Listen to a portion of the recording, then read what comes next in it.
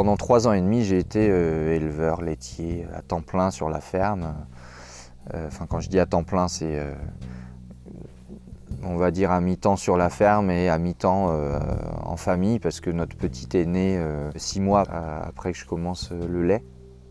Assez vite, je me suis rendu compte que nourrir une vingtaine de vaches plus les quelques bœufs que j'avais achetés par la suite, ça n'allait pas passer. Donc j'ai commencé à revendre des bêtes pour soulager un peu les prairies et que les bêtes puissent avoir à nouveau assez à manger sur la ferme et que j'ai pas besoin d'acheter du fourrage à l'extérieur parce que j'en étais arrivé là.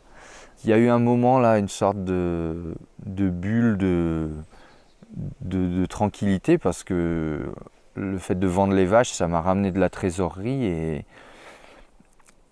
Sauf qu'en fait, quelques mois après, ces vaches n'étaient plus là pour me fournir le lait qui aurait pu me rémunérer.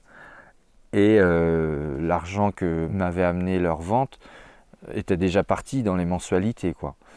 Donc quelques mois après, là, c'était vraiment l'alerte rouge. Quand je dis ça, c'est vers début 2018 à peu près, quoi, hein, quand vraiment la situation a commencé à être critique. Il y a vraiment eu une faute de ma part de ne pas aller chercher l'accompagnement et le conseil avant l'installation pour ce qui est de la technique.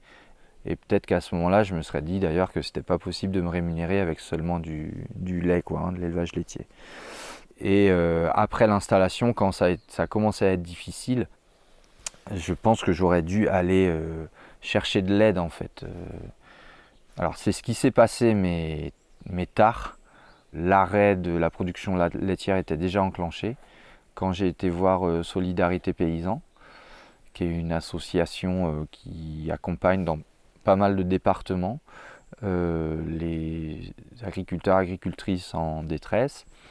Et ils m'ont vraiment très bien accueilli et j'ai trouvé que leur approche n'était pas seulement sur le technico-économique, mais aussi sur l'humain et sur mes aspirations et sur le bilan que je faisais de mon expérience passée là. Et à m'accompagner vraiment à chercher moi-même les solutions. Il suffit de peu de choses quelquefois, hein, je pense, mais déjà de se sentir écouté, ça sert beaucoup, je pense.